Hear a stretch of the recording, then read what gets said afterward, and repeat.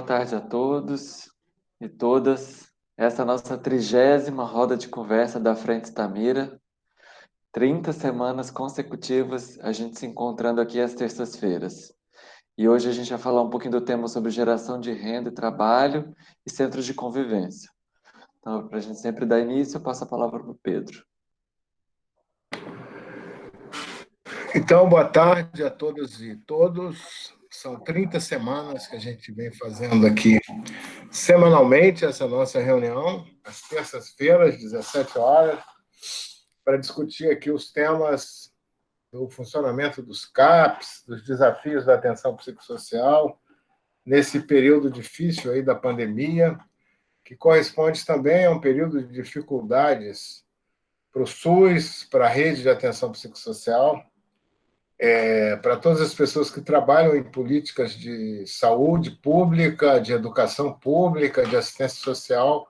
Então, além da pandemia, nós temos dificuldades também políticas muito grandes para esse nosso campo. O tema que nós escolhemos hoje, ele retoma um ponto que já havia sido discutido anteriormente, quando apresentamos aqui o Centro de Convivência Virtual, discutimos o Centro de Convivência Virtual e experiências parecidas, mas ele articula a ideia de centro de convivência com as iniciativas e projetos de geração de renda e trabalho, que são também projetos que, no campo da atenção psicossocial, se articulam com a área da cultura. Então, a atenção psicossocial é alguma coisa que se dá nos serviços comunitários, mas também para fora dos serviços comunitários, com as ações que são desenvolvidas de articulação com o território. E o território é o lugar onde as pessoas vivem, onde as pessoas fazem as suas atividades cotidianas e onde tem também as suas formas de expressão cultural. Então, eu considero que esse tema de hoje é extremamente importante, porque ele é um tema que vai também nos permitir seguir essa nossa ação de resistência diante das dificuldades que a rede de atenção psicossocial enfrenta por conta da pandemia e por conta das dificuldades políticas que eu mencionei. Então, acho que é um tema extremamente importante. Nós temos dois convidados, não é isso? São dois convidados, né? A gente também, esse tema, eu acho que certamente será um tema a ser retomado também, porque ele é extremamente importante.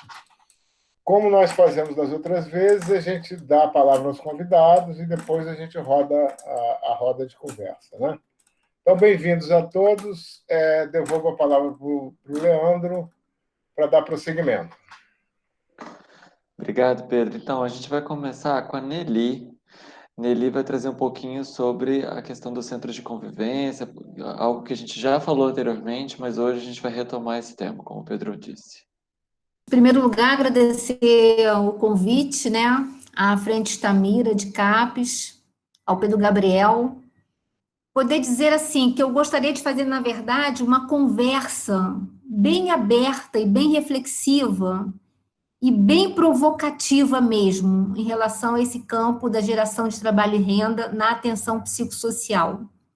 Então, trazer, assim, algumas hipóteses reflexivas, né, a respeito desse campo, a respeito das potencialidades, a respeito dos desafios que nós temos que enfrentar para consolidar esse campo da geração de trabalho e renda. Mas questões que eu gostaria, assim, de compartilhar efetivamente e também ouvir as pessoas, né, a respeito. Eu acho que eu vou trazer algumas questões bem provocativas mesmo. Então, só para me contextualizar aqui, me situar, né, perante o grupo, né, para dizer que eu sou formada em psicologia, né, já há bastante tempo aí, no século passado, ao longo aí de uma grande estrada. E, efetivamente, o meu primeiro, assim, trabalho no campo da saúde mental foi no Instituto Franco Basaglia, né, nessa ONG de Direitos Humanos, e a gente lá tinha uma frente de trabalho que era as oficinas de geração de trabalho e renda, na atenção psicossocial. Isso eu estou falando de 95, né? 95, 96, 97. E ao longo desse tempo foi possível assim ir construindo projetos, né? E um desses projetos, alguns de vocês até conhecem assim. Algum desses projetos a gente fez junto a 5 CAPES, né? Que é o projeto Efeito de Papel. O projeto Efeito de Papel, ele foi um projeto que o proponente foi o Instituto Franco Basaglia, né? Nós propusemos isso a um edital público da Petrobras, na época se chamava o Programa Desenvolvimento e Cidadania da Petrobras, era um programa que substituiu o programa Fome Zero, e a Petrobras tinha, de fato, esse concurso muito grande, né, um concurso nacional que apoiava projetos de inclusão social pelo trabalho. Então, o efeito de papel ele foi aprovado nesse edital, e com isso a gente fez, em 5 CAPES, atividades de oficinas de papel machê para a produção de artefatos. Estou vendo aqui o Jackson, né? Durante um tempo, né? O Jackson era o responsável no CAPES Pedro Pellegrino, né? Por essa oficina.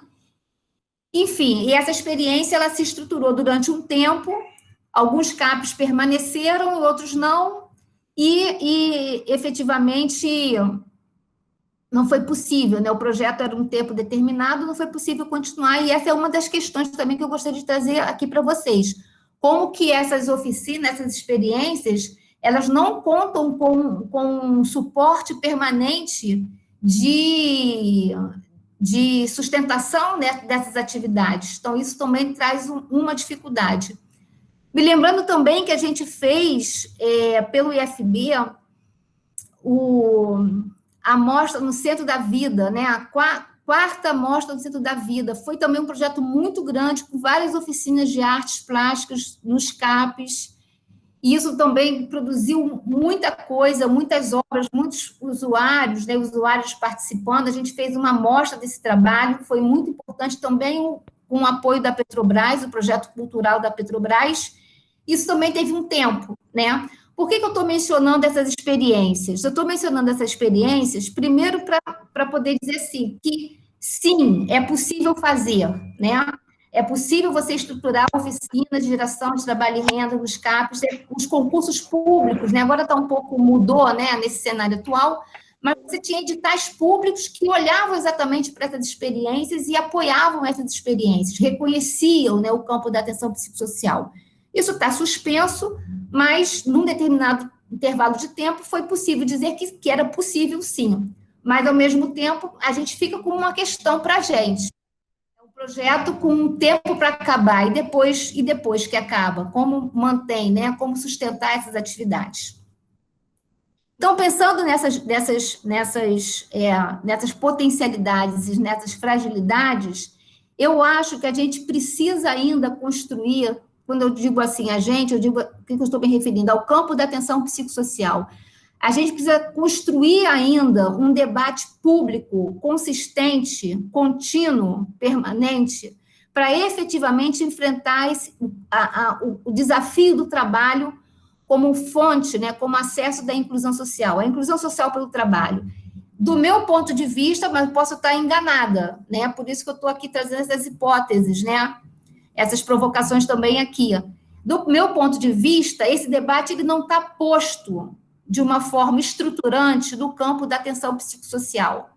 São experiências singulares, isoladas, né? Mas, efetivamente, elas não se dão dentro de uma política estruturada para dar suporte a essas ações de geração de trabalho e renda. Acontece, né, que essas experiências singulares, que de alguma forma elas vão durante um tempo, elas também nos ensinam alguma coisa. Elas nos ensinam alguma coisa, mas a gente não tem um campo de debate estruturado para poder recolher esses ensinamentos. Então, ficamos dispersos, né? É como se a gente estivesse sempre inventando a roda. Mas, na verdade, assim, muitas experiências poderiam ser recolhidas, poderiam ser sistematizadas e poderiam nos ajudar a fazer esse caminho no campo da atenção psicossocial. A gente tem, né, se a gente for tomar o Rio de Janeiro, por exemplo, a gente tem diversas experiências na área de cultura, na área de geração de trabalho e renda, experiências muito potentes, mas que ainda a gente não tem uma direção política que pudesse sistematizar essas experiências, reunir as experiências e construir uma política. Estou aqui me referindo, por exemplo, aos blocos de carnaval, né? São vários, Tapirando, Pirado, Pirô, o Loucura Suburbana, Se Pirar, a Gente Cuida, né? Que é o mais recente lá do CAPES João Ferreira, né? Do Complexo Alemão, Loucos pela Vida, Niterói, são Zona Mental, Zona Oeste, são N experiências. São N experiências que ainda se dão numa base voluntarista, né?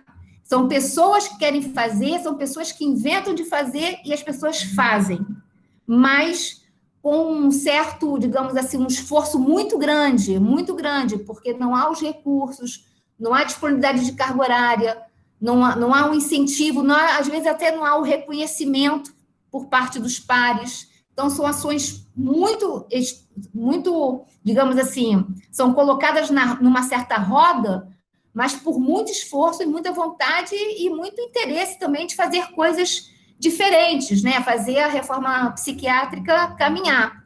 Mas isso não é o suficiente para que possa realmente avançar. Então, essas experiências nos ensinam coisas, mas, ao mesmo tempo, a gente não tem uma estrutura para receber esses ensinamentos. Se a gente for, por exemplo, pensar na cooperativa da Praia Vermelha, né? Para a gente ficar aqui no Rio de Janeiro e ficar mais no nosso campo aí de proximidade de conhecimento. A cooperativa da Praia Vermelha é uma experiência de 1995, é uma experiência que ela só foi possível ao seu formato porque houve uma parceria, né? Uma parceria, uma consultoria, né? Com a ITCP da UFRJ. A ITCP é uma incubadora tecnológica de cooperativas populares, né? É a ITCP da UFRJ, que foi a primeira ITCP, né, do Brasil. E quando a gente fala de ITCP, a gente está falando da economia solidária, né? A incubadora tecnológica de cooperativas populares é como se fosse o CAPES da economia solidária, mais ou menos, né? Que é o dispositivo bem instrumental assim, que faz com que a economia solidária possa chegar aos grupos, aos empreendimentos. Então, a ITCP, ela foi criada na UFRJ, né, pelo Gonçalo, um grande companheiro nosso, né, Gonçalo Guimarães, também um desbravador, e essa estrutura, que é uma estrutura universitária, ela existe hoje, né? Estou falando de 95, hoje, 2020, existe no Brasil inteiro, né? Se a gente for num número aproximado, a gente pode falar de umas 60 a 80 ITCPs ligadas a universidades, né? São todas ITCP, por sua missão principal, as incubadoras tecnológicas de cooperativas populares, são todas voltadas para a inclusão social pelo trabalho de grupos marginalizados. Algumas ITCPs, elas estão muito voltadas para o campo da saúde mental. Então, são dispositivos que, por exemplo, a gente poderia fazer uma aproximação maior, porque esse dispositivo, as ITCPs, são programas universitários, né? Normalmente universidades públicas, né? E as ITCPs, ela está em todo o tecido, ela está em todo o Brasil. A gente acabou de realizar agora um encontro nacional de ITCPs, né? E no encontro nacional, é muito nítida, assim, a presença das experiências de saúde mental.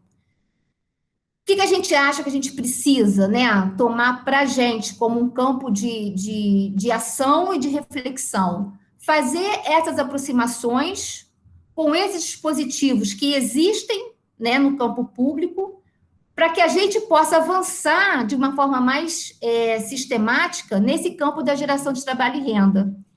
A boa verdade é que isso, de alguma forma, existe, né? Porque existe esse campo no Brasil da economia solidária, 13, 16 anos, com o Paul Singer, construindo a política de economia solidária.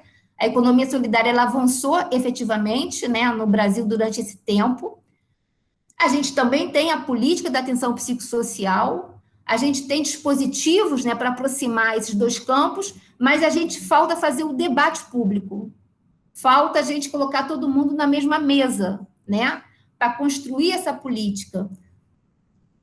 Como a gente está num período de muito retrocesso, é inevitável a gente falar isso, né? A gente acaba falando. Houve um tempo, né? Houve toda uma aproximação da economia solidária com o campo da saúde mental, a primeira turma, né, de economia solidária com saúde mental, em 2004, por ocasião da gestão do Pedro Gabriel na Coordenação Nacional de Saúde Mental. Muitas aproximações foram ali, são caminhos que já foram trilhados. A própria, eu até localizo a própria experiência da cooperativa da Praia Vermelha, de 95. O fato da cooperativa ainda existir até hoje, porque existe, é porque teve uma matriz ali, digamos assim, os pilares muito fortes, né? A universidade entrou em peso, houve recurso, houve equipamento, houve uma estruturação daquele projeto e vida longa, né? Com dificuldades, mas se mantém, porque tem estrutura que sustenta a experiência, tem aproximação com a economia solidária, né? Teve o aporte de recursos, teve ali uma estrutura possível, né? Então, a gente precisaria afinar mais esse campo, conhecer mais esse campo.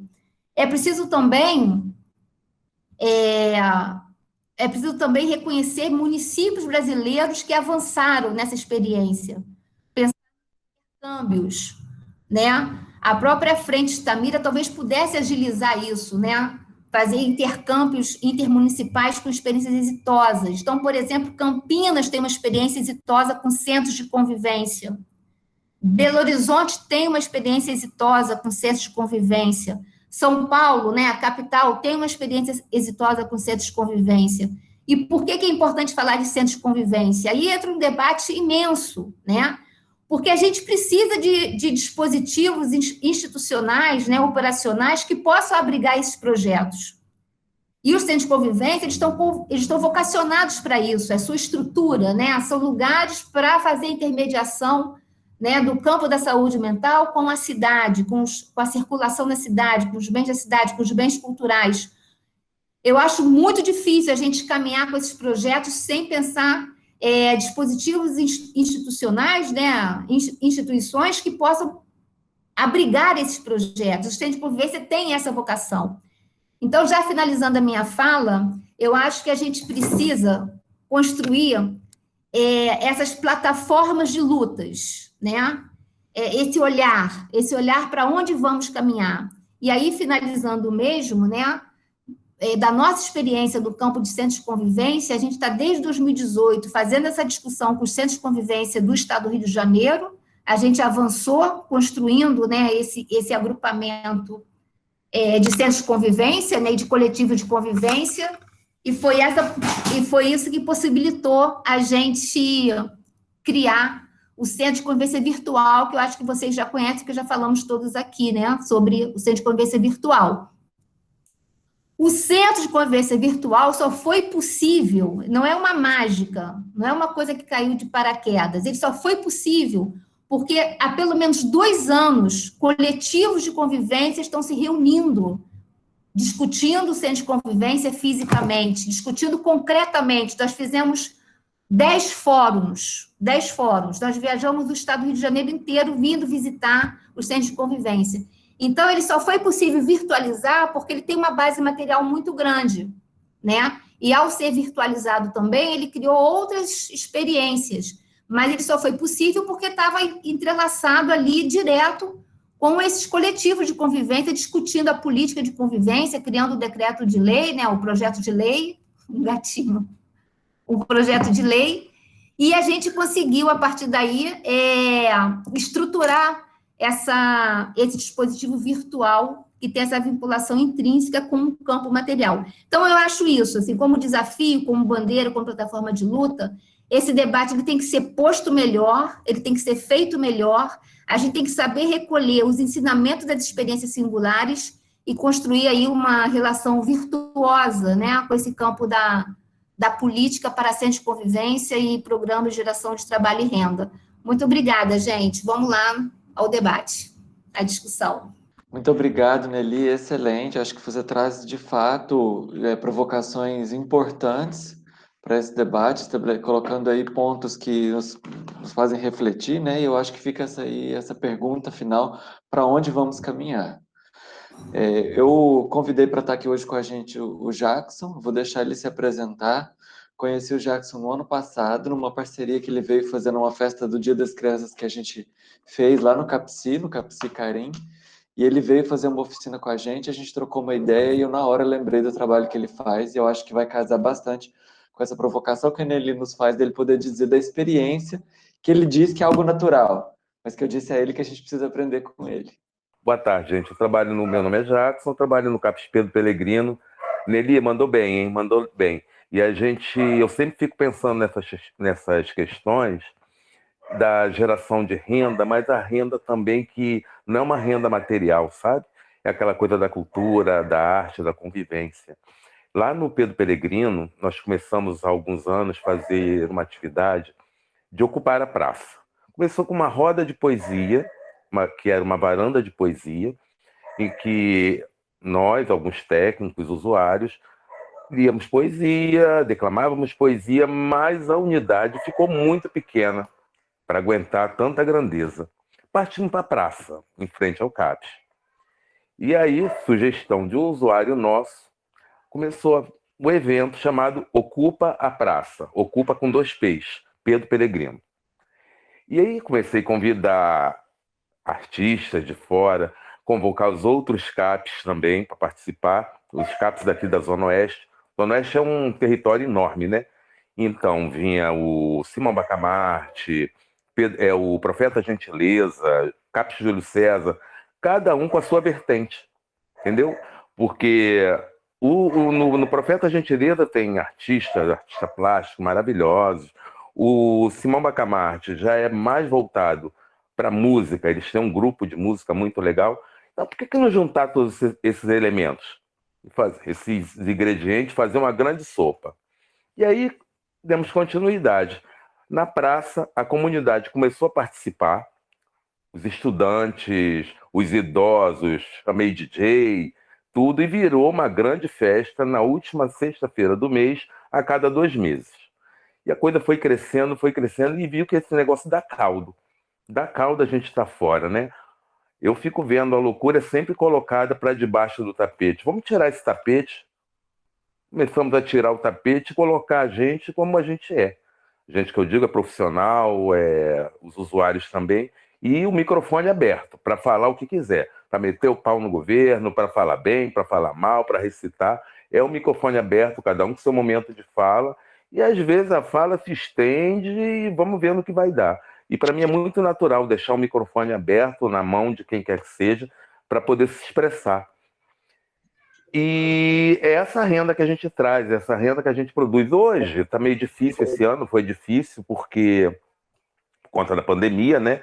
As aglomerações, e às vezes a gente chegou a ter, transitando, uma média de 100 pessoas ali, transitando pela praça, comprando nossos produtos, que o evento também cabe exposição, feirinha, quem é de produzir caldos, degustações produz, e foi uma experiência muito legal. Tem sido.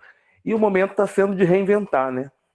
Diante de tanta dificuldade, a gente reinventar.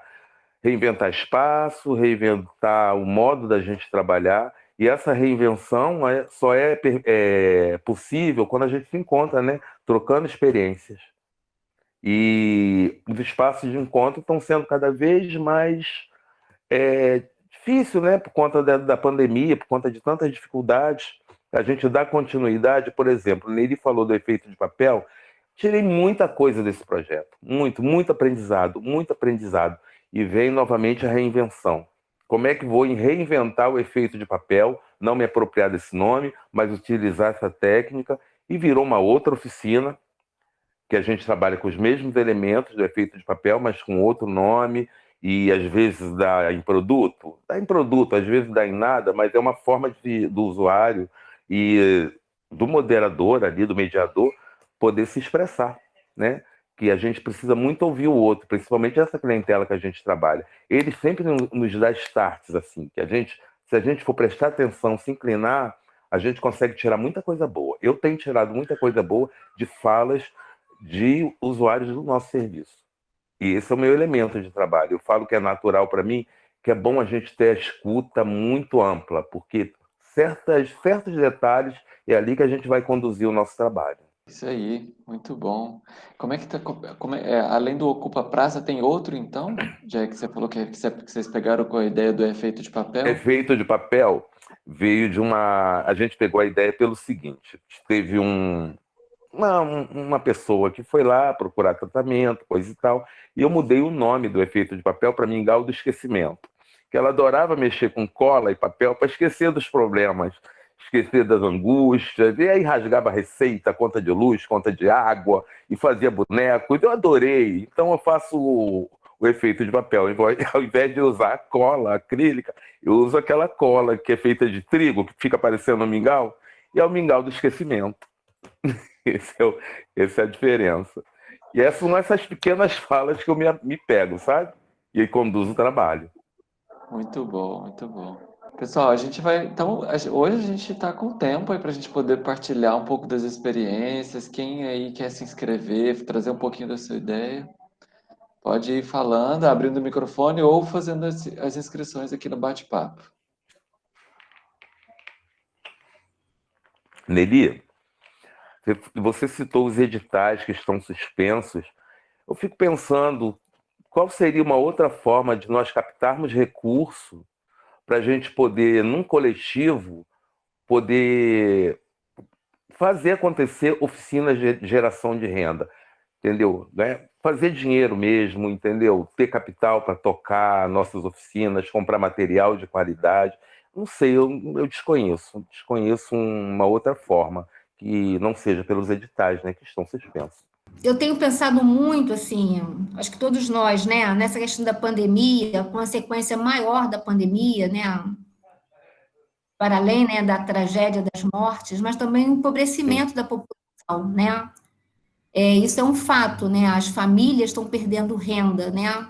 E das diversas formas, né? Eu estava lendo um artigo hoje, assim, que o fato de a grande maioria das famílias, né, uma parte das famílias pobres, são sustentadas pelos seus idosos, né? Pelos seus aposentados, que estão morrendo. Sim. Então, há aí um indicador de uma perda, né, de 20%, né, além da perda afetiva, né, de perder uma pessoa querida, mas de uma pessoa querida que também era rimo de família e que agora se foi. Então, esse empobrecimento da população, isso é um fato. Aí eu fico pensando assim, o quanto que fica importante a geração de trabalho e renda, né? Num contexto que a fome vai aumentar, num contexto que as pessoas vão viver com mais dificuldades ainda, e sobretudo, assim, a gente sabe, né, os usuários dos serviços de saúde mental vêm também de famílias com muitas dificuldades financeiras, né, a questão ali da pobreza, né, o da miséria mesmo, né, de dificuldades financeiras, e eu acho, assim, que a gente, do meu ponto de vista, a gente não se pode dar o luxo de não discutir esse tema, sabe? A gente não pode assim dizer, isso não é do nosso interesse ou isso não tem prioridade. Já poderia ser num contexto de não pandemia. No contexto de pandemia passa a ser uma questão ética, inclusive.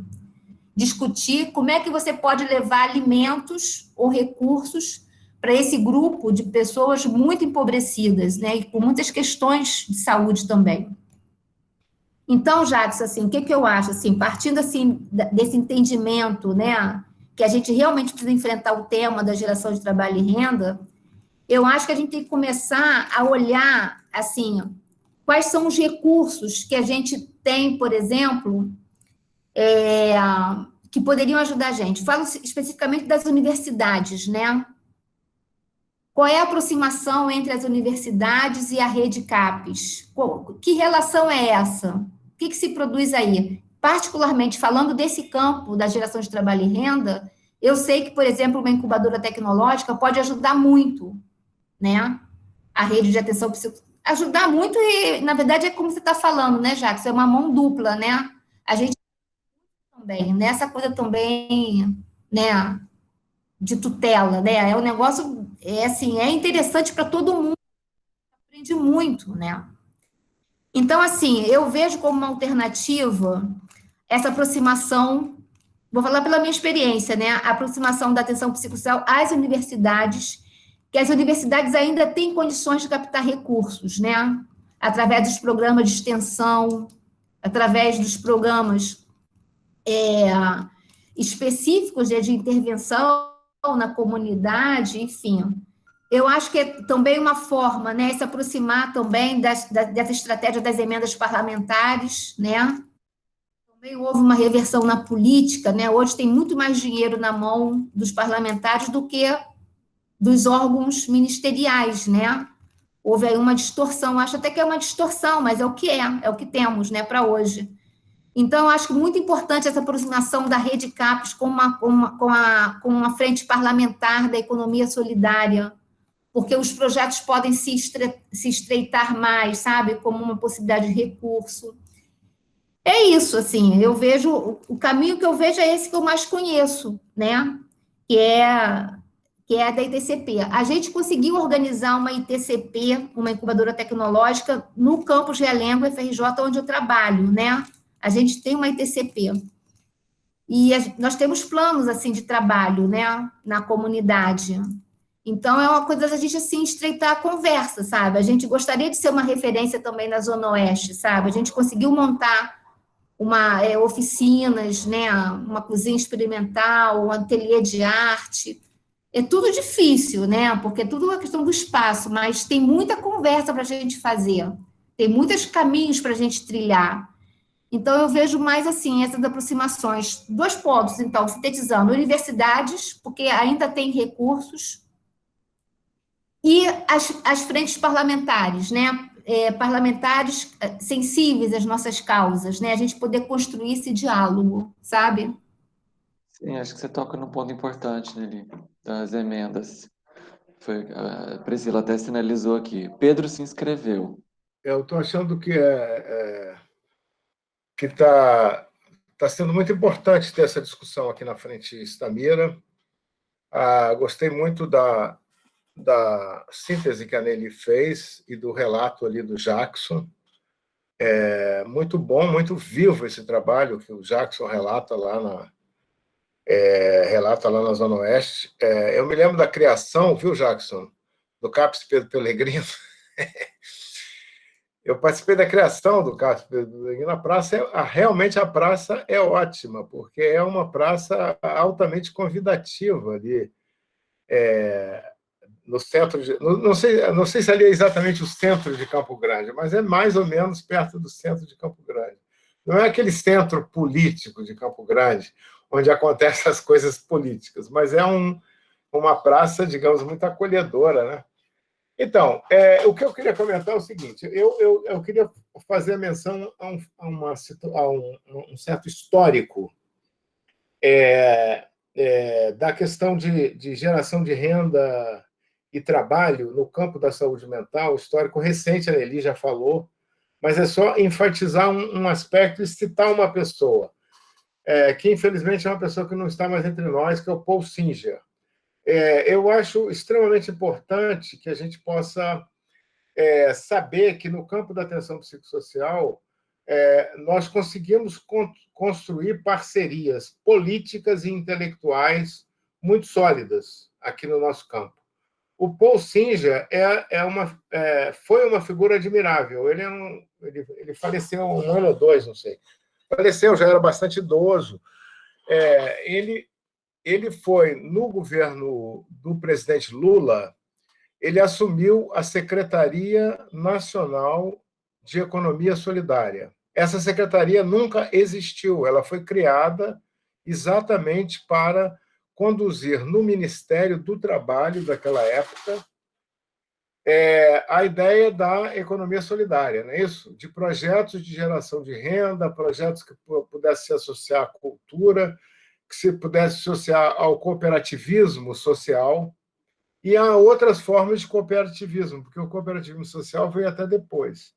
O nosso campo, então, o Paul Singer, existe um documento que foi publicado na forma de um livreto que ele é de 2005, quando ele é 2004. 2005, né? 2004.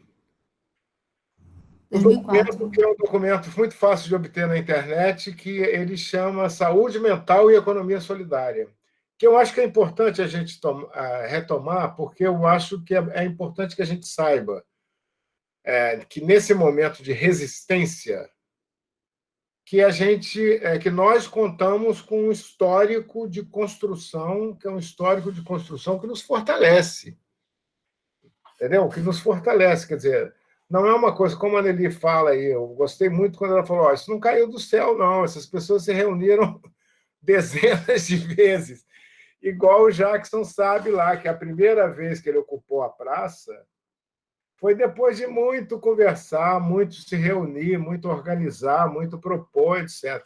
Quer dizer, existe é exigido de nós um esforço sistemático, não é isso? Um esforço sistemático, uma construção sistemática e coletiva. Ela tem que ser coletiva. Isso é fundamental. Sozinho não adianta. Você fazer uma coisa só porque você tem uma ideia legal, etc., isso pode, no máximo, levar você a uma certa realização subjetiva, que você tem todo o direito de ter, porque fez uma coisa interessante, mas o mais importante é construir coisas duradouras, eu acho, entendeu? No nosso campo da atenção psicossocial. Então, nesse caso, convivência, trabalho e renda, né? Essa articulação entre esses três termos, convivência, trabalho e renda, eu acho que é uma articulação que está dada no nosso campo da atenção psicossocial, que está construída. E eu acho que nós temos, sim, atendendo aí, tanto o que a Nelly disse, como o que o Jackson disse, que nós temos que fazer valer essa experiência construída. Entendeu? Essa experiência, essa força simbólica de coisas que já construímos e tentar, aí, de alguma forma, como a gente está enfrentando uma situação de governos desfavoráveis, não é isso? Tanto municipal quanto estadual, quanto principalmente o governo federal, que é um governo inimigo da atenção psicossocial. Por que ele é inimigo da atenção psicossocial? Por tudo que ele diz a respeito do que deve ser feito com pessoas, com a questão do trabalho, da renda, do tratamento obrigatório de pessoas que usam, por exemplo, substâncias. Então, ele tem, com o desmantelamento que esse governo federal fez no campo da saúde mental, tudo isso. Então, não precisamos entrar nessa discussão, porque nós sabemos que não contaremos com o governo federal. O melhor destino para esse governo federal é ser substituído por outro melhor do que ele, não é isso? O que a gente deve desejar é que, em algum momento, a gente consiga que esse governo seja substituído por outro melhor. Mas, então, eu acho que nós temos que assumir uma coisa do protagonismo de retomar ações de geração de renda e trabalho que se articulam com centros de convivência. Essa articulação, que está presente aqui no título desse nossa 30ª roda, é uma articulação construída no campo da atenção psicossocial. Então, os centros de convivência e cultura, que são poucos, são centros que têm experiências de geração de renda. As experiências de geração de renda confluem para experiências de convivência, não é isso? Então, na verdade, é uma coisa que um se soma com o outro, dentro de uma perspectiva de recuperação das pessoas, de reintegração social, de melhorar o seu sofrimento, de conviver e de saber, de fato, extrair do coletivo uma força propulsora para melhorar a vida de todo mundo, a vida de todas as pessoas. Então, eu acho que a gente poderia, assim, convivência, trabalho e renda, tomar isso como um eixo estratégico da Frente Stamira, entendeu? Então, aceitando aí a provocação da Nelly, é um pouco assim, a Frente Stamira tá bom, então nós vamos ver o que nós podemos fazer também coletivamente para dar um passo adiante na questão da aceleração de renda, sem contar com a gestão, principalmente a gestão federal, certamente, A gestão municipal, aí nós somos vários municípios aqui. Espero que todo mundo consiga votar bem e tenha a sorte de conseguir mudar governos municipais para governos progressistas, não é isso? Mas eu não proponho que a gente aposte a questão na gestão, que a gente aposte a nosso protagonismo, ele se dá em diálogo com a gestão, mas é um protagonismo de movimento social, de coletivos, de articulação entre os diversos serviços. Então, eu proponho isso, uma coisa assim de que a Frente Stamira assuma um eixo de convivência, trabalho e renda, que poderia ser, talvez, até a gente constituir isso na forma de sei lá, um grupo de trabalho, alguma coisa assim, alguma forma de organização, e que a gente vai pensar nesses aspectos que a Nelly falou, um GT, o Hugo está até falando assim, um GT chamado Convivência, Trabalho e Renda. Porque junta a convivência com a questão do trabalho e renda, não é isso? E com convivência também a gente já incorpora a questão da arte, né? Da arte, da cultura, etc, etc. Né? E eu acho que a gente poderia ir pensando o que fazer. Eu fico pensando que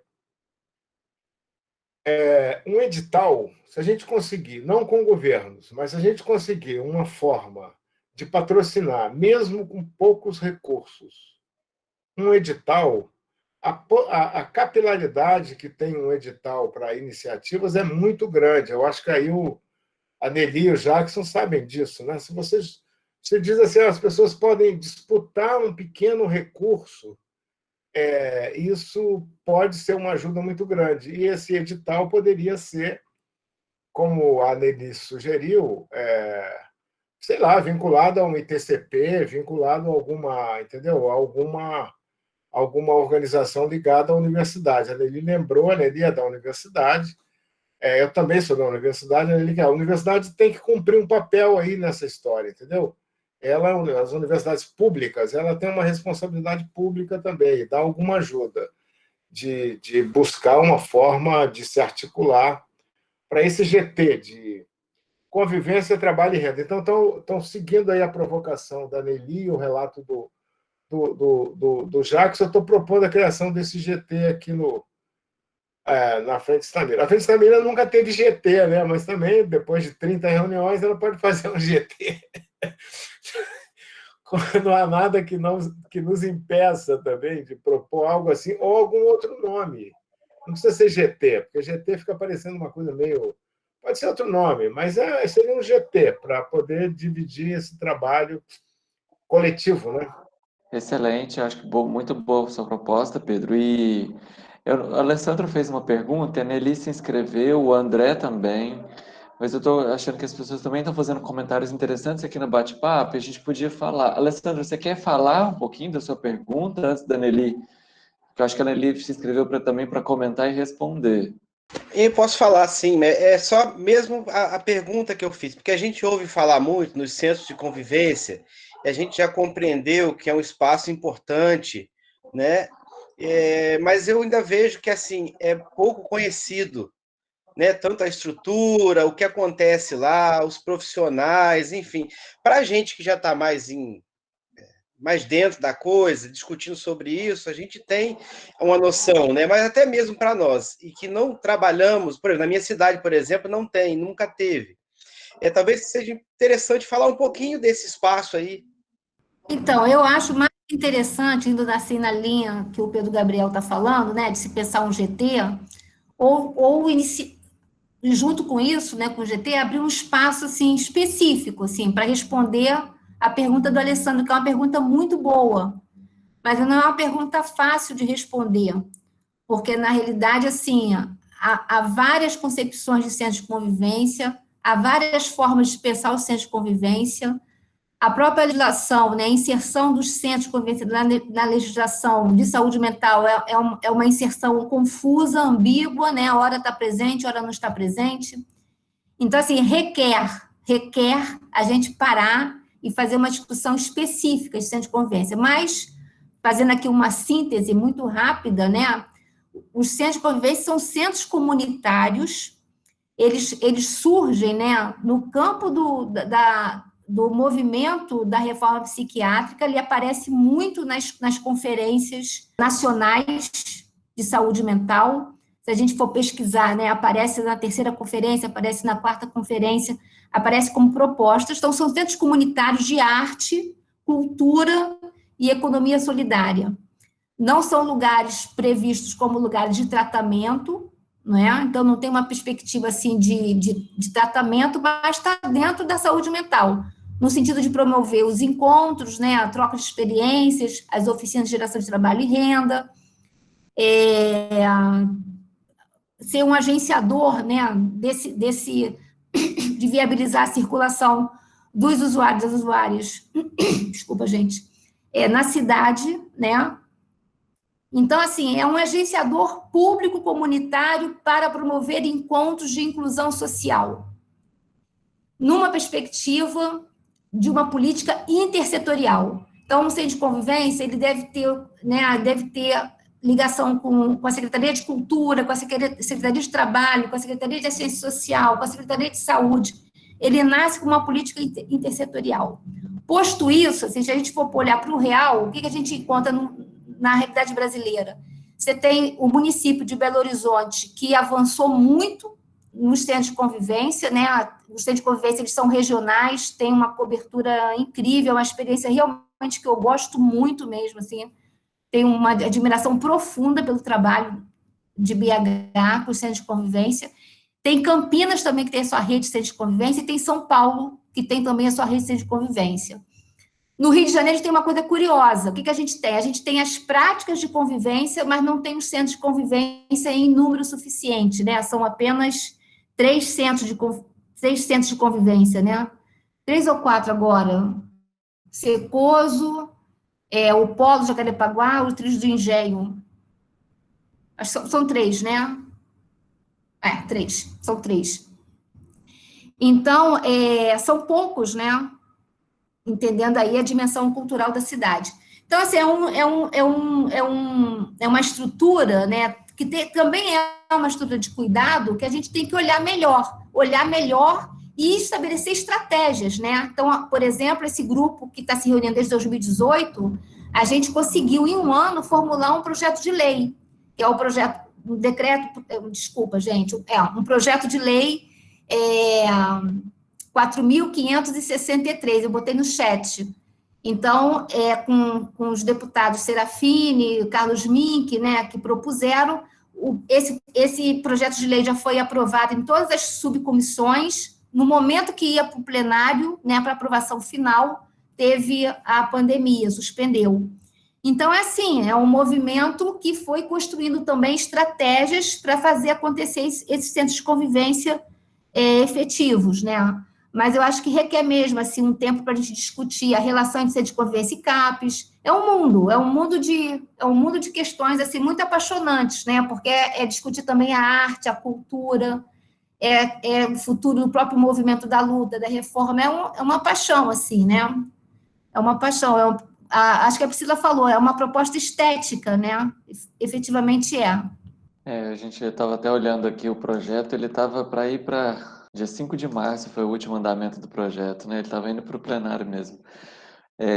André se inscreveu. Boa tarde, pessoal. Boa tarde, André. A minha pergunta é sempre na direção, né, do familiar nesse contexto, né? Ele teve essa experiência que o Pepeu falou aí, bem rica, que eu gostaria de uma palavra dele sobre o familiar nesse contexto, né? Seria interessante.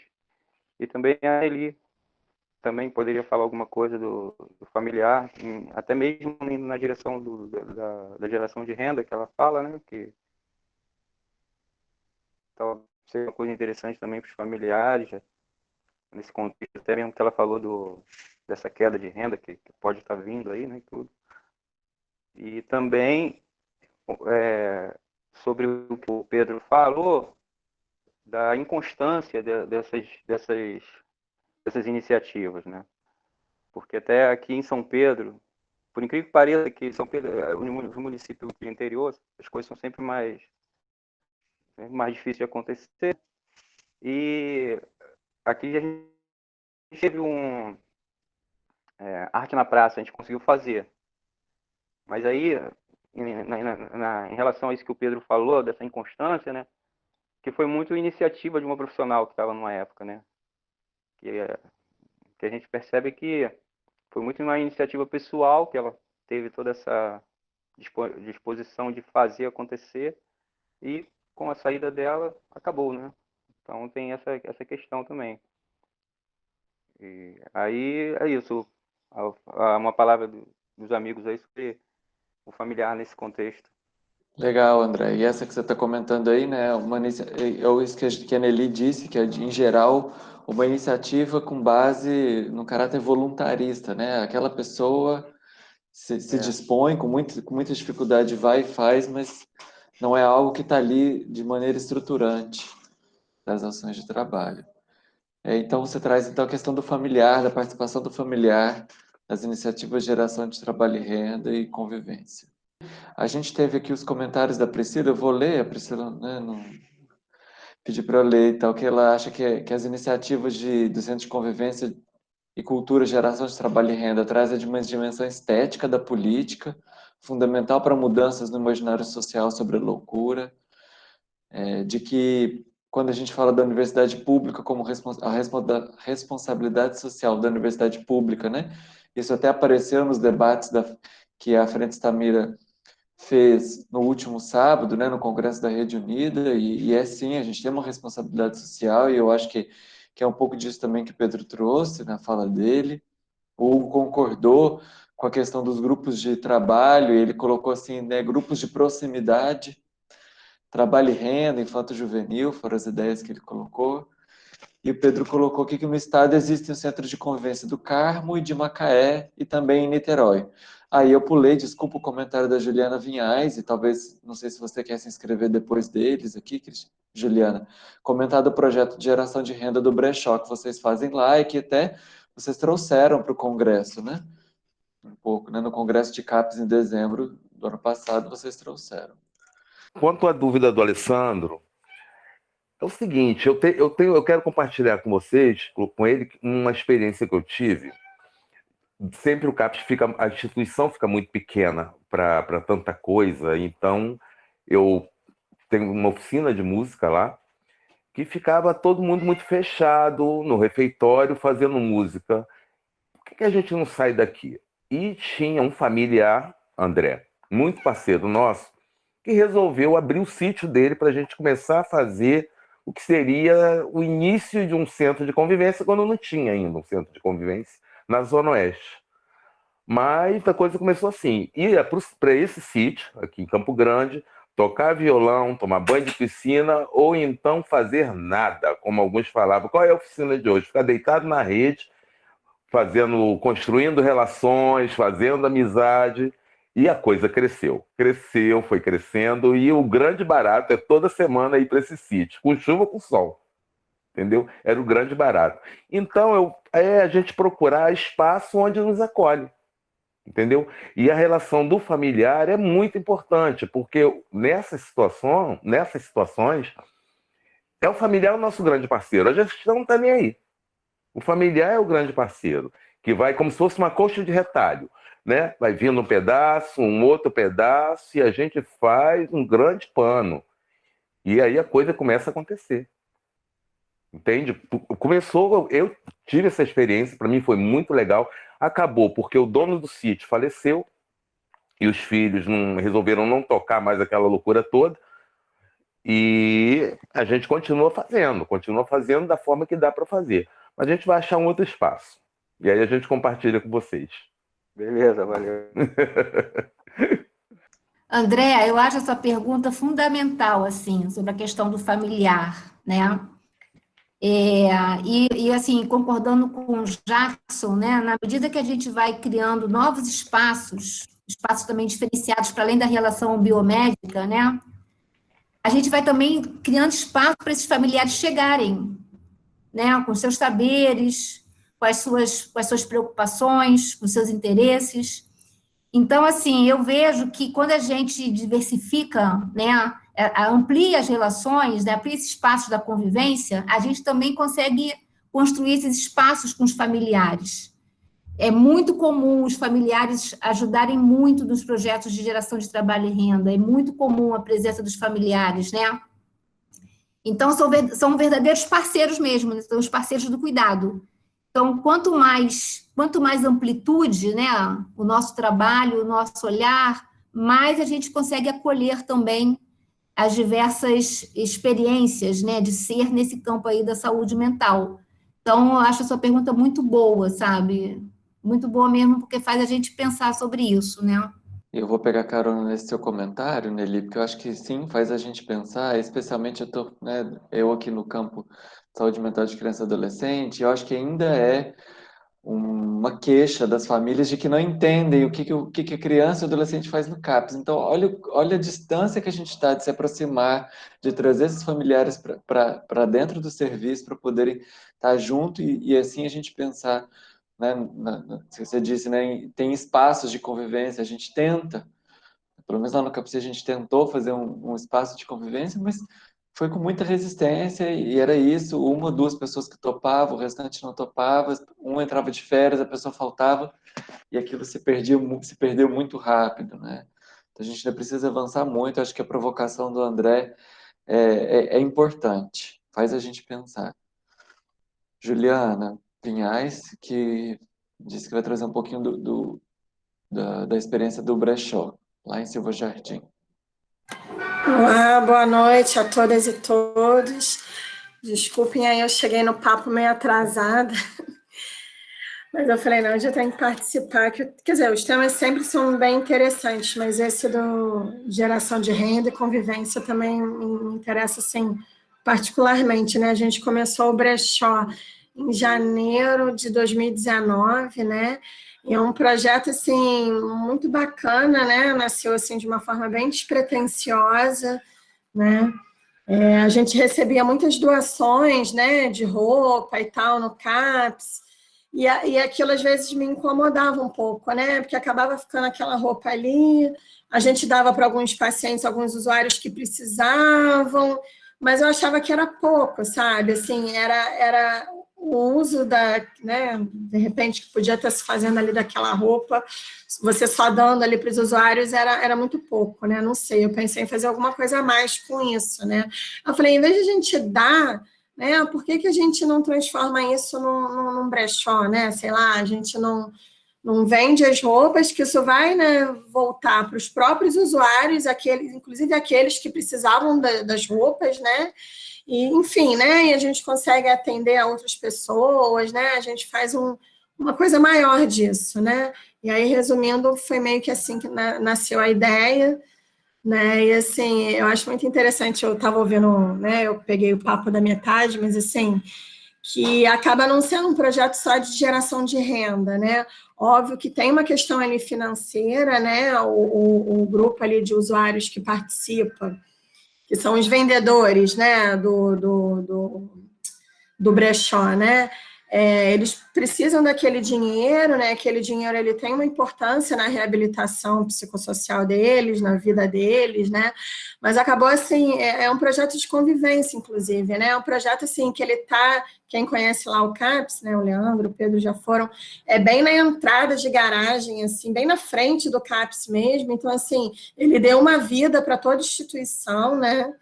É uma coisa assim que é conhecida na cidade, ou seja, muitas pessoas frequentam ali o CAPS, que não são pacientes, que não são familiares, que não até então não tinham nenhuma relação, né, com aquela instituição. Então, ali para poder ver as roupas, né, e aí nisso conversam com os usuários, circulam, perguntam, às vezes eram pessoas que nem sabiam direito o que acontecia ali naquele espaço, né, e passaram a ter conhecimento do CAPS, né, enfim, né, eu acho assim, é um projeto muito potente, né, na minha opinião, assim, porque gera autonomia, né, deles, assim, a gente sempre tentou empoderar muito eles, né, a gente acaba tendo um ranço às vezes, né, mesmo quando a gente quer de tutelar um pouco, né, até por cuidado, até por enfim, para evitar alguns problemas, até para eles mesmo, né? Então, às vezes, a gente acaba tutelando um pouco. E o que eu sempre falei para eles, olha só, o brechó é de vocês. Então, eles participaram desde o nome, né? São os brechozeiros do CAPS, né? Então, assim, desde a criação do nome até, assim, quem bota o preço na roupa são eles, né? Quem decide como vai ser são eles. Quem decidiu o que fazer com o dinheiro são eles, né? Eles decidiram que metade ia ser para o uso deles mesmo, né? E a outra metade a gente faz uma atividade coletiva, um churrasco, né? E aí, nisso, também foi decisão deles que todos os usuários participassem, né, dessa atividade coletiva, ou seja, não é uma atividade para o pessoal do brechó, né, é uma atividade que inclui a todos. Né? Então, assim, eu sempre tento, né, equipe, a gente empoderar eles, né, porque eles mesmo vêm, Juliana, mas que preço eu boto nisso aqui? Juliana, eu posso pegar um vale de R$10? Aí eu falo, você que manda, você é o dono do brechó, você pode pegar um vale de R$10? Aí eles pensam e tal, enfim, né? E aí aquele paciente, né? Não tentando aqui me estender muito, aquele paciente que tem ali o uso abusivo de drogas, por exemplo, né? A gente tem um usuário lá com uma questão muito forte com isso, e aí ele começou a gastar esse dinheiro com bebida, e aí vem lá até outros funcionários do CAPS, Juliana, ele está comprando bebida, você não pode mais dar dinheiro para ele. Sabe, e aí a gente desconstruir essas ideias deles e dos funcionários. Não, olha só, como assim? Primeiro que eu não estou dando, né? Aquilo ali é o salário dele do brechó, é o dinheiro dele, né? Segundo, como assim? Vamos chamar ele para conversar, mas eu não vou deixar de dar o dinheiro a ele, né? A gente vai trabalhar isso, né? Como é que muitos não tinham, né, dinheiro nenhum, né? Então aquele dinheiro do brechó é o único dinheiro que eles administram. Enfim, né? E aí é um projeto assim muito rico, né? Que movimentou o CAPS, é uma geração ali de convivência muito grande, né? E é muito bacana, teriam várias histórias assim, já tem 1 ano e quase 2 anos, né? De brechó, e que é um projeto exitoso, assim, né? Bem bacana, assim. Espera poder fazer mais, né? Assim, a gente fez questão de ir lá no congresso, né? Colocar eles para falarem, né?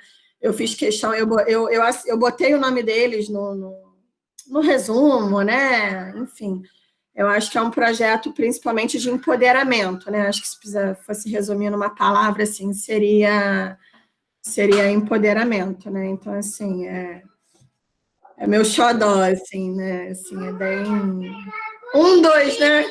Pedro tá rindo ali, que eu falo de várias coisas assim, é porque... Oi, meu filho. Eu gosto muito, né? Eu me apaixono por esses projetos, assim, fico tentando fazer. Então, o que vocês precisarem nesse quesito, eu tô dentro aí. Tá bom? Juliana, perguntaram aqui se tá sendo durante a pandemia, tá em curso o brechó? Não, assim, a gente ficou no boom da pandemia, a gente, assim, como todas as eu não vi aqui agora que eu vi. No boom da pandemia, a gente teve que parar, assim, como todas as atividades coletivas, mas tem 1 mês, quase 2 já, que a gente voltou. E aí, lógico, né, com todas as regras aí de segurança, ele era todos os dias, a gente está fazendo só 2 vezes na semana por enquanto. Aí a gente comprou eles compraram, né, face shields para ter uma proteção maior, aí tem luva, álcool gel para as pessoas. Primeiro a gente disse que ninguém podia mexer nas roupas, né, ninguém de fora, né? Depois eles, Juliana, mas as pessoas não compram se elas não pegarem, elas não compram se elas não puderem experimentar, Juliana, a gente vai perder dinheiro. Eu falei, não, então tá bom, então vamos dar um jeito, olha só pode mexer se a pessoa, né, limpar a mão com álcool gel e tal. E eles respeitam, sabe, assim, eles são Legal. Os primeiros a cobrarem, tá funcionando. Inclusive, se tiver como chegar lá em Silva Jardim, estamos aceitando doações. Tá bom. Tá bom? Obrigada, gente. Eu acho que ela falou de uma coisa importante, que a questão é do empoderamento da autonomia, e eu vejo com a população em situação de rua que a gente trabalha, essa questão, né, de que o brechó, a ida, né, a compra da roupa, experimentar, assim, traz essa experiência. Quem não teve oportunidade, depois eu vou compartilhar lá no nosso grupo, assim, um curta-metragem sobre uma senhora em situação de rua de São Paulo, que traz um pouquinho sobre isso, da criação de ela a criação dela dentro da casa dela, de um brechó, e o quanto que isso representa para aquela população ali a questão da autonomia e do empoderamento que a Juliana traz. Alguém mais para se inscrever? A gente não tem inscrições no momento. Lá no Pedro Peregrino, nós temos um brechó também. E é muito difícil a gente administrar um brechó. Fico imaginando a luta de Juliane aí. É muito difícil. Porque o brechó, a gente recebe doação, fazer uma triagem, higienizar as roupas, ver o que dá para vender, deixar o brechó com cara de loja. É difícil, é muito difícil. E agora o entrave está sendo, lá que a gente está vivendo, o seguinte: o que fazer com que não dá nem para doar, nem para vender? Eu tenho imaginado aí, Juliana, fazer colcha de retalho, tapetes, alguma coisa assim. Ando pensando nisso. Se você tiver ideia para a gente compartilhar, ou alguém aí do grupo, estamos juntos, hein? É uma boa ideia. Fazer produto, bolsa, colcha. Excelente ideia, porque a gente passa por isso. Tem várias roupas que ficam lá, que a gente não vende, não doa e fica sem uso, né? Corta tudo e faz uma colcha. Isso, gente, uma oficineira boa lá nisso, ela vai dar um gás nisso aí. Obrigada pela ideia. Valeu. A Júnia me avisou e o Carlos Henrique chegou a abrir o som. Carlos, você quer comentar? Boa tarde. Tá bom? Tá joia, boa tarde. Estou ouvi a dona Nelly falar do trabalho e renda, ouvi o Pedro Gabriel falar em trabalho e renda, ouvi o Jack falar em trabalho e renda. Mas quando o usuário ele é aposentado e o perito no INSS ele pergunta se a gente faz alguma coisa, qual é a resposta que se dá? Ah, sim, eu faço a oficina na cooperativa ou na associação, a oficina de trabalho e renda.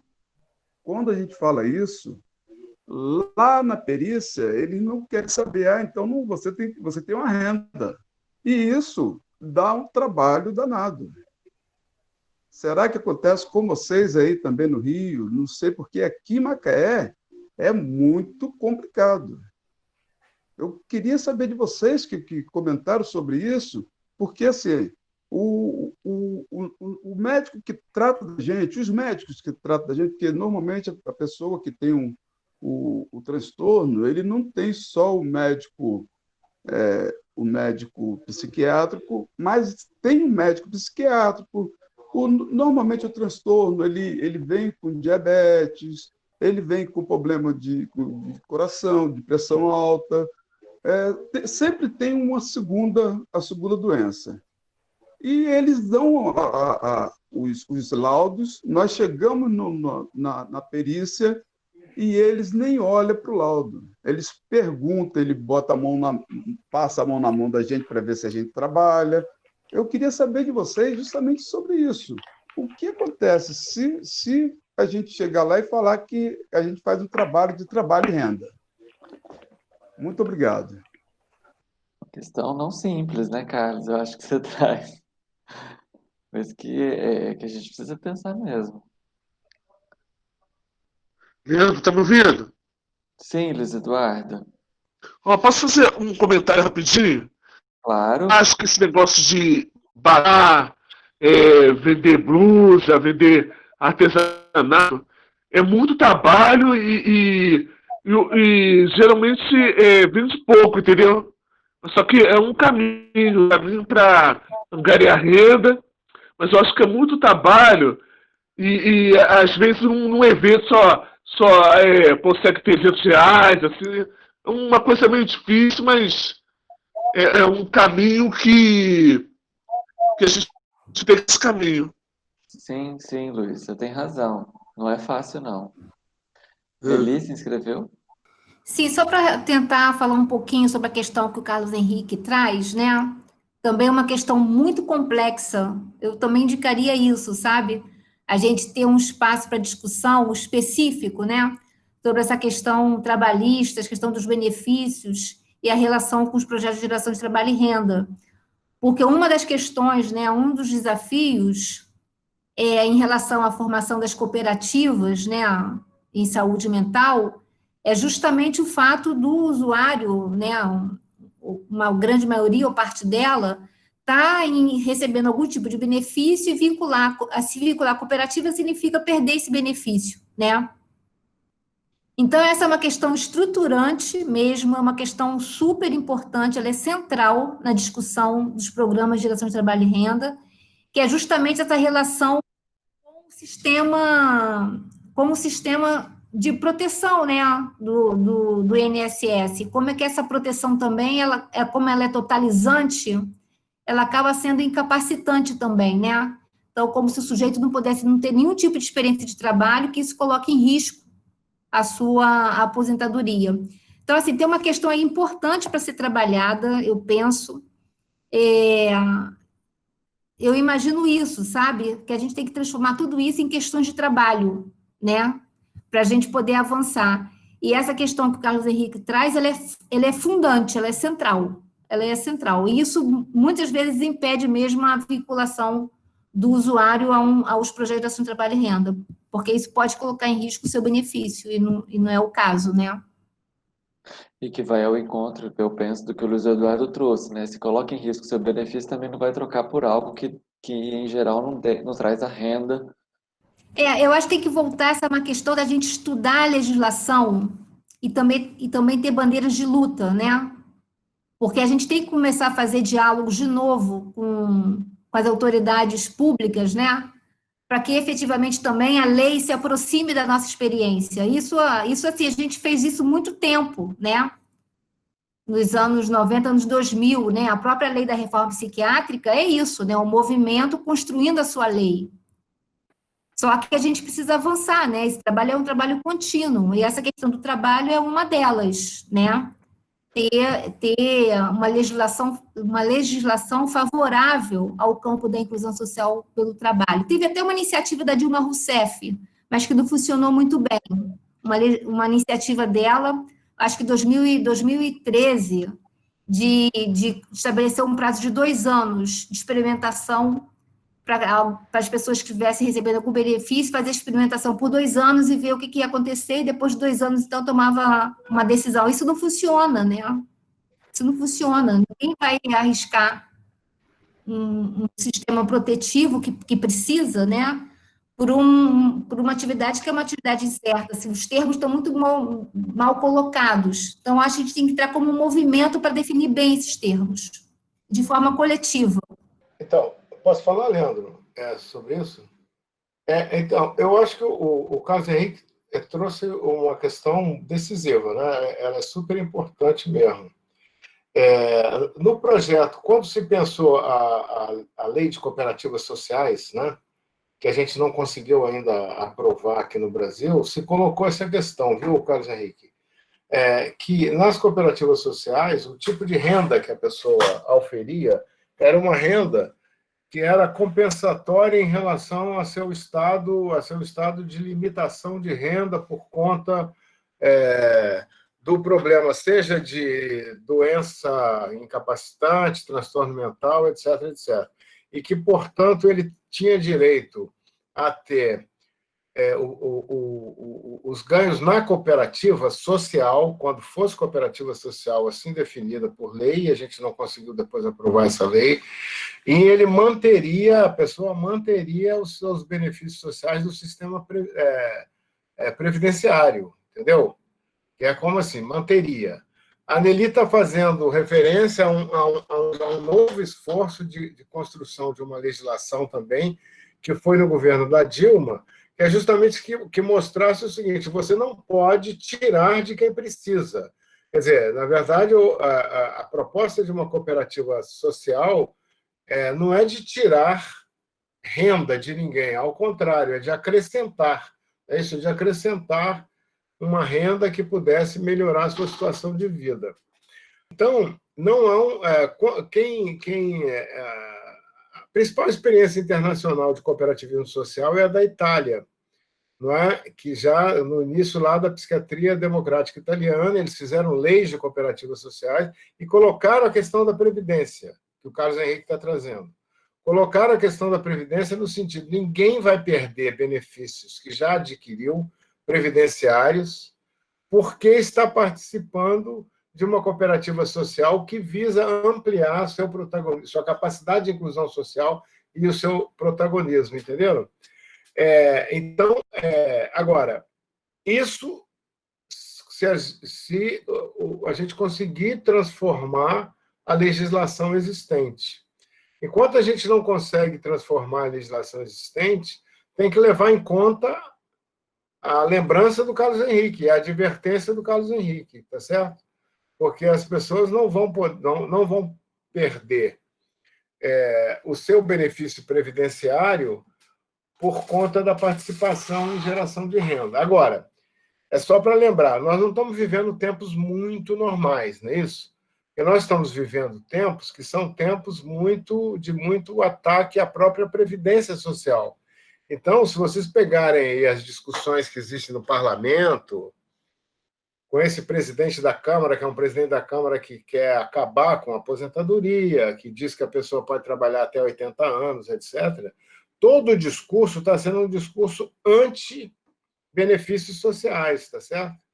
Então, e um discurso muito no sentido de acabar com os benefícios de todas as pessoas. Então, o Carlos Henrique está apontando um problema real, não é isso? Como a Nelly falou. É um problema real. E é um problema que, se a gente fizer... Quer dizer, todas as pessoas que trabalham, viu, Carlos Henrique, com geração de renda, com cooperativa social, enfrentam essa pergunta que você trouxe, essa questão que você trouxe. Isso é uma questão meio do dia a dia. E o principal ninguém vai perder uma renda que tem, e que aqui tem direito, porque é um benefício previdenciário, entendeu? Por conta de uma renda adicional na cooperativa social. É preciso conjugar as duas coisas. Idealmente, seria fazendo uma lei, aprovando a lei da cooperativa social. Eu falei do Paul Singer. O Paul Singer ajudou a levar uma lei de cooperativa social, tentando aprovar essa lei anos a fio, mas não conseguiu aprovar, porque não é muito fácil. Para aprovar tem que ser na Câmara, não é isso? E depois no Senado. Não conseguiu aprovar, e uma das coisas que pegava era essa questão mesmo da ideia de previdência social. Então corta na previdência, etc. O pessoal da Itália, do cooperativismo social da Itália, passou uma lei dizendo o seguinte: olha, o cooperativismo social é uma renda adicional que a pessoa acrescenta, entendeu, para o seu bem-estar e para a sua inclusão social. E ela não afeta a renda que ela já tem, que ela eventualmente tenha de benefícios previdenciários. Mas isso foi passado numa lei, entendeu? Então, é uma questão real, viu, Carlos Henrique? É uma questão a ser enfrentada no longo prazo. Agora, concretamente, é um excesso também da perícia do INSS, é um excesso absurdo isso. Esse enfrentamento já ocorreu em várias situações concretas, de querer que aquela pessoa que tem uma pequena renda porque no brechó vendeu alguma coisa, etc., etc., vai perder seu benefício. E é um excesso que eu acho que é um excesso que contém também uma visão ideológica, entendeu? Uma visão ideológica contra a inclusão social pelo trabalho. Que a gente sabe que o grande problema que a gente tem na questão de benefício por incapacidade no nosso país, né? Você botou o dedo na ferida, Carlos Henrique, você colocou uma questão que é uma questão central, que é a ideia do benefício por incapacidade ser visto num país capitalista excludente como alguma coisa que as pessoas não têm direito, entendeu? Que não tem direito. Então, portanto, tem que perder por qualquer coisa. É isso. Mas a gente vai mudar esse país, né, gente? Em algum momento, fazer um país mais igualitário, mais justo, que pensa na questão da proteção social como um direito e não como alguma coisa que não é direito das pessoas que recorrem à previdência. É a mesma discussão da aposentadoria. É a mesma discussão da aposentadoria de uma forma geral, não é isso? O presidente da Câmara atual diz que a pessoa pode aposentar com 80 anos, porque todo mundo pode trabalhar até os 80 anos. que é uma afirmação absolutamente, primeiro, uma afirmação sem base nenhuma, e é uma afirmação de uma crueldade total, né? Porque, tá bom, eu acho que tem pessoas com 80 anos que conseguem manter o seu regime de trabalho, mas essas pessoas certamente são exceções no mundo inteiro, não é? No mundo inteiro. Isso não significa que você vai impedir a pessoa de se aposentar, né? E a discussão, porque, viu, Carlos Henrique, essa discussão que você traz é a mesma discussão da aposentadoria. É a mesma, se tem direito à previdência ou não tem direito à previdência, entendeu? É o direito ao benefício. Questão super, super importante mesmo. Por isso que é importante a discussão de geração de renda e trabalho, porque ela põe o dedo na ferida da questão dos direitos de cada um, né? Põe o dedo na ferida dos direitos e traz aí, né, esse fundamento que a gente tem que lutar contra, que é um discurso lá, é um discurso cruel, mas é um discurso fundamentado, né, no neoliberalismo, na questão da meritocracia, etc. A Isabel e quem mais que comentou aqui, né, o André sugeriu que a gente fizesse uma roda com especialistas, né, dessa área, tratando sobre o tema, e a Isabel colocou, né, que que essas informações que o Pedro estava trazendo são informações bastante relevantes, porque o receio de perda de uma fonte de renda fica muito presente nos momentos de levar as propostas como esta né, de geração de trabalho e renda nos grupos. Então, o que a gente precisa é se fundamentar.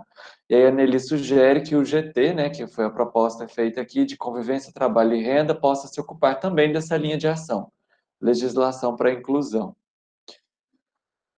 A Juliana concordou, né, com o Pedro que a gente é uma das nossas metas aí de trabalhar com os usuários o retorno ao mundo do trabalho, principalmente dos usuários do campo do álcool e drogas, e o medo de perder o benefício está quase sempre presente. E a Priscila, fundamental ouvir sempre os usuários e familiares. Muita coisa às vezes passa batida por nós, trabalhadores e pesquisadores. Alguém quer comentar mais alguma coisa? O Jack e a Nelly querem fazer mais alguma fala? A gente está caminhando para o encerramento da roda. Eu achei muito boa a ideia da Nelly de incluir também esse tema no GT. Muito legal, acho que vai ser de extrema importância. Muito bom, muito bom. No mais, eu quero agradecer, tá? E muito bom participar dessa roda de conversa e vou estar aqui nas outras também. Eu que agradeço, Jackson, em nome da Frente Tamira, sua participação aqui com a gente, foi ótimo. E agora você vai receber os e-mails de convite toda semana, então Ótimo. venha sim estar com a gente. Beleza, muito gratificante. Obrigado por tudo. Importante o trabalho que você faz lá. Nelly? Também para agradecer imensamente, a Frente Tamira tem feito a diferença no campo, criar esses espaços, né? São 30, né? 30 encontros, né? 30 debates, então agradecer muito por estar aqui com vocês e dar parabéns e vida longa à Frente Tamira de Capes. Vida longa. Obrigado. Pedro quer fazer uma fala final? A Isabel está Sim. perguntando se os participantes do GT serão definidos hoje. Então, boa pergunta. Eu ia comentar um pouco isso. Eu acho que todas as pessoas que quiserem participar... O GT fica criado, não é isso? Nós criamos o GT. A participação no GT é voluntária, então, todas as pessoas que quiserem participar do GT... Qual é a melhor forma de comunicação, Leandro? Não precisa bater o martelo aqui agora. Quer dizer, quem quiser agora participar, é só dizer e dar o nome. Eu acho que seria muito importante que a gente... convidasse a Nelly e o Jackson para participarem, pela experiência direta deles nesse tema. Acho também importante que tanto o André quanto o Carlos Henrique participem, por conta da sua experiência e das questões diretas que trouxeram, não é isso? Eu estou fazendo realmente sugestões, assim, porque eu acho que são os pontos a serem considerados, não é isso? E aí eu acho que, eu não sei, respondendo a pergunta da Isabel, quem quisesse participar, mas, Leandro, tem uma forma também de não precisa se colocar agora, né, pode se comunicar de que forma com a frente? Diga aí. Então, eu acho que a melhor maneira que a gente pode se comunicar, pelo menos nós aqui, eu acho que pelo WhatsApp.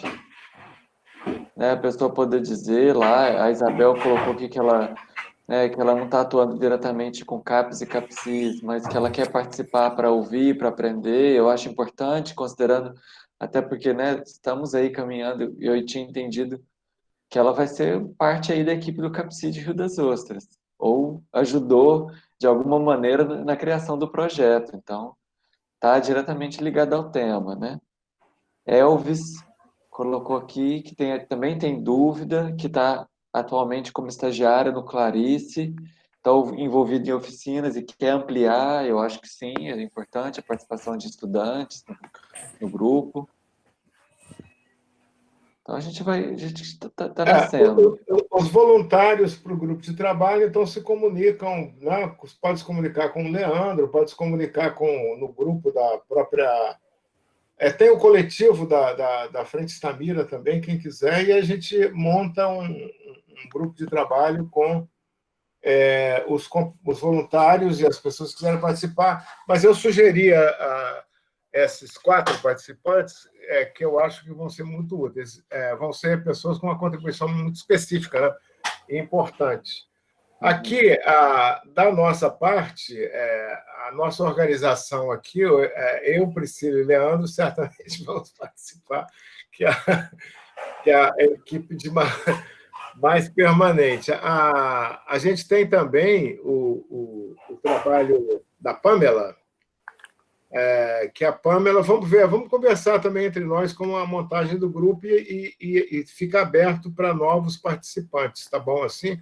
Eu acho que a criação do grupo foi uma coisa boa, porque a gente vai seguir com essa discussão e o próprio grupo pode propor novas rodadas de discussão aqui, não é isso? Novas medidas, novos passos, novas rodadas de discussão. É isso. Eu achei que foi muito interessante, foi muito bom. Acho que esse tema é um tema apaixonante mesmo. O Pedro Gabriel. Falou. Oi, Luiz, diga. Essa reunião do grupo de trabalho vai ser online também? A gente ainda não marcou, mas vai ser online. Se você quiser participar, a gente te avisa. Vai ser. Não, a gente não marcou, mas certamente vai ser online. Certamente. Tá certo.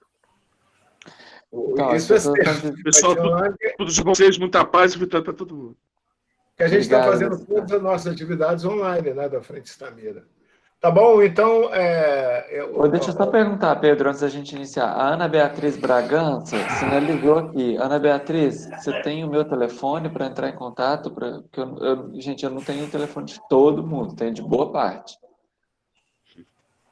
E o Elvis Gomes também. Pelo menos para entrar em contato comigo. Eles podiam colocar, talvez, o telefone aqui no bate-papo, aqui mesmo, que você já fica com isso. Não é? Tá, o Elvis acabou de colocar. Então, está criado o grupo de trabalho, é um desdobramento aqui dessa roda, 30ª roda, achei muito boa, queria também agradecer a Nelly e o Jackson e a todos que participaram, naturalmente, mas agradecer essa contribuição dos nossos convidados, né? E vamos seguir adiante na resistência. A resistência se faz também dessas iniciativas, né? A resistência não é só uma coisa de fazer um abaixo-assinado contra governos fascistas, não. É uma coisa de... Tem que fazer os abaixo-assinados, tem que fazer tudo isso, mas é construir alternativas que sejam alternativas que mostrem caminhos, né? Caminhos concretos, caminhos reais e tal. E eu acho que os CAPs do Rio de Janeiro, são 182 CAPs, eles estão mostrando que têm uma força de resistência extraordinária. Extraordinária, e a Frente Stamira tem podido compartilhar essa resistência e tem sido também, ela foi criada justamente para participar ombro a ombro com essa resistência aqui dos CAPs do Rio de Janeiro. Era isso, Leandro, com você. Obrigado, pessoal. Vamos seguir, então, no nosso lema Resistência e Invenção. Boa noite a todos. Até semana que Pedro vem. Gabriel, deixa eu perguntar um negócio aí. Diga, Eduardo. Ó, se vocês quiserem ver os primeiros encontros desse grupo, é possível? Você quer rever? É só entrar no Você vê YouTube o- do Nupsan. Tá no 30, né? B1, 2, 3, 4, 5. Não sei se tem todos não, tá, ô Luiz Eduardo? Mas a Só maioria alguns, tá lá né? tá no Nupsan, no YouTube do Nupsan, Tá, valeu. tá bom? Eu acho que a gente tem todos, sim, desde o início. Os últimos é que estão faltando, mas a gente vai atualizar. Eu tenho quase certeza disso. Né, que o primeiro e o segundo acho que a gente não gravou, Pamela. A gente Eu estava acho que a gente não aprendendo. gravou, é. Mas Tá, assim, mas é. desde que a gente começou a gravar, ok. Sim. Eu vou botar aqui no link Mandar pro Luiz Eduardo. para quem mais quiser, o link, link do canal. do canal do Nupsan, lá no YouTube. Vou botar aqui no chat. Talvez coloque também lá no grupo do grupo, WhatsApp. depois eu passar para o Luiz Eduardo. Então tá, gente. Boa noite. Obrigado a todos. Boa noite. Tudo de bom para vocês, tá? Muita paz e vitória. Boa noite. Boa noite. pessoal. Muito Boa obrigado semana. a vocês, hein? Até Boa terça. noite, pessoal. Até para semana. Boa noite. Fiquem com Deus. Obrigada. Boa noite. Boa noite. Boa noite para todos.